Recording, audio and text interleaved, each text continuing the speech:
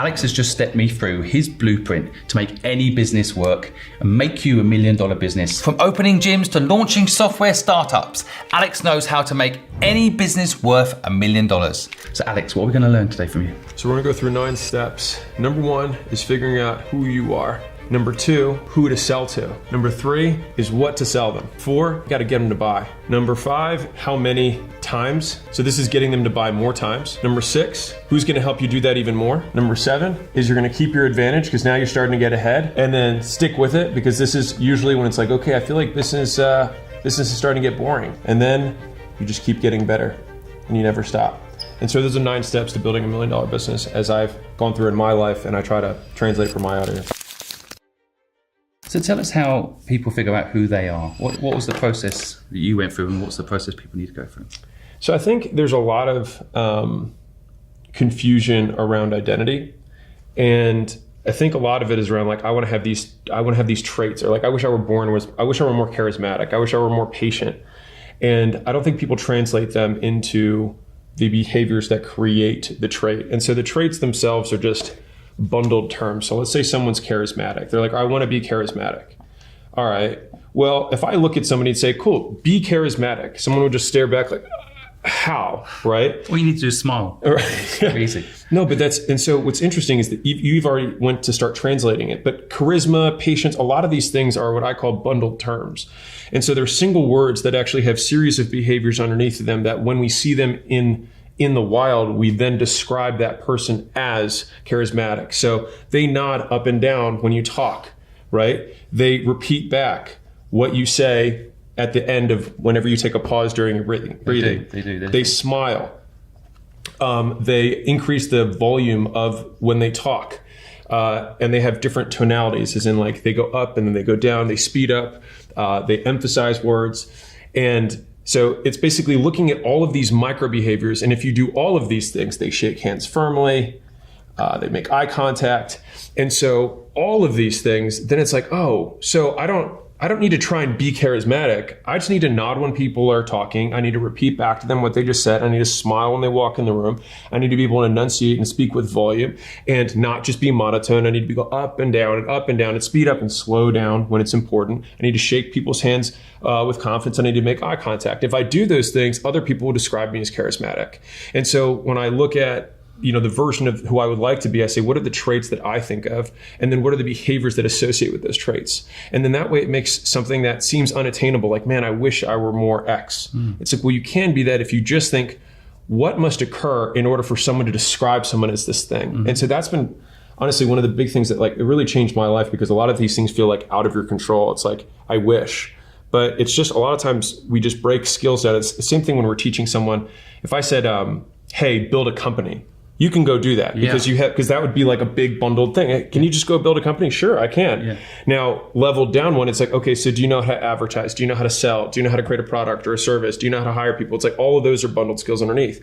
And you can basically derive everything all the way down to turn on the computer, turn on Internet Explorer, type in a website. And so at every level, whenever someone gets confused about what to do, it's like, just break it down.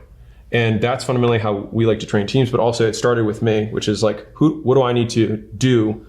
And I think this is something that I'm going to be hitting on really hard. Doing is being. And so have you ever heard the saying, be, do, have? Have you heard of this? Yep. I hate it. Because people are like, you have to become this type of person to do this type of stuff to have this thing. But if the doing creates the having, then we don't need to worry about having, because doing is the actual thing we control. And if we describe someone only by the behaviors they do, then being also happens as a result of doing, which means it's just do. So Nike's always had it right. Yeah, just do it. It's true though, yeah. Right? Like I definitely wasn't charismatic when I was younger. And I think this, also people are almost embarrassed to call themselves a certain label, but you can train to be anything. Yeah. This is my thing about entrepreneurship, that kind of like, anyone can be an entrepreneur. Sure. And people get really annoyed with me when I say that. Oh, it's tough. You got to worry about cash flow. Well, if you can't, get a good accountant. I think it's interesting because people always have a reason why it's such a bloody hard thing to do. And if you break it down like this, it's not. Right. But how do people, this thing of who you are though, is it a genetics thing though as well? Like maybe some people just can't be charismatic. Maybe they can't smile. I mean, you know what I mean? Like it's because I think My wife is, and she never listens to this stuff, so I can say this. I wouldn't describe her as charismatic. I describe her as beautiful and intelligent. Sure. But she doesn't really bother shaking hands for her. And it's just who she is. Sure, you know? sure. So do you think this is a personality thing here, or anyone can learn to be charismatic? That's the end of it. Or is it going to be feeling a bit false? No, I think 100% of people can learn. Yeah. I mean, I have a fundamental belief about the world, which is all things are trainable. It's just that not all things are worth training. Yeah. You've got to be motivated to turn that. I think about it from return on resources. So it's like, even if like, I think I believe someone genuinely with Down syndrome could learn to become, or at least rather learn to do brain surgery. Mm-hmm. Would the amount of resources required in order to teach that person be a good use of resources? Probably not. If intelligence is rate of learning, then it's the rate of behavior change. Like how quickly can we get someone to change behavior? At least for me, that's how I define intelligence. And so if I were to train my team and say, hey, do this thing, and the next time they walk in, they do that new thing under the same conditions, they've learned quickly. They're a more intelligent person. And so I think it's simply that the rate of learning differs between people, but all people are trainable. That's how we learn everything. Plus what you're saying, if you reverse it, if you train yourself, then it's not about us deciding the resource you get. It's about you deciding the effort you make, isn't it? Right.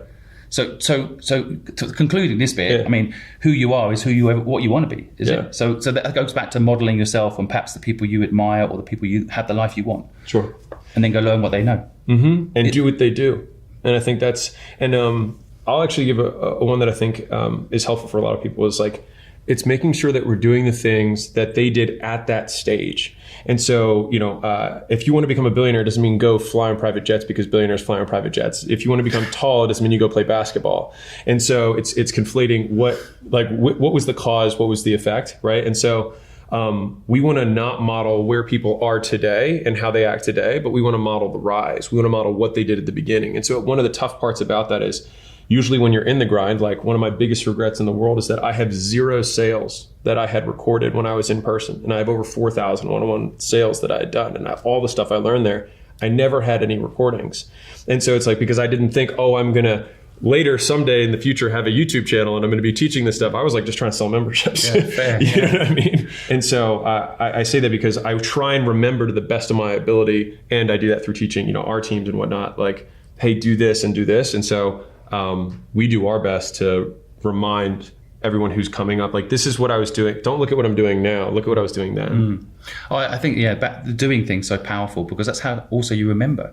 You can hear someone tell you how to do something. You can listen to this video, but if you don't go out and apply it, you probably won't remember it. Yeah, nothing will happen. That's the guarantee. So that's a good place to start. You can be anything. Maybe decide what you want to be. I mean, a lot of people in sales, for example, say, you need to be an extrovert to do sales. I'm like, my biggest salesperson in my last company was my accountant. No one more introverted. No, and do you know what? Because she was introverted, she was slightly more trusted. Yeah. Because she would only say things that people, she'd go to a meeting with other CFOs and talk about how brilliant our company was. Yeah. Those CFOs who were also introverted would go back to the office, talk to the CEO and say, you should get Simon's company in because I just heard from the CFO what they're doing there. Yeah. Best sales technique ever. But she didn't think she was a salesperson. Yeah. If I'd interviewed her and said, welcome to the company, you're going to be our number one salesperson, she would never even started. Yeah. But so it's all about using your personality traits to also be applied, right? What next? So the second one is like, okay, so you have to acquire enough of these traits, bundled terms, to just take action. So if I had to do what's the TLDR of the last page, which is do something. That's it. Like if all of this was around doing, it's do something because currently nothing is happening in your life. And so in order for something to change, you have to do something.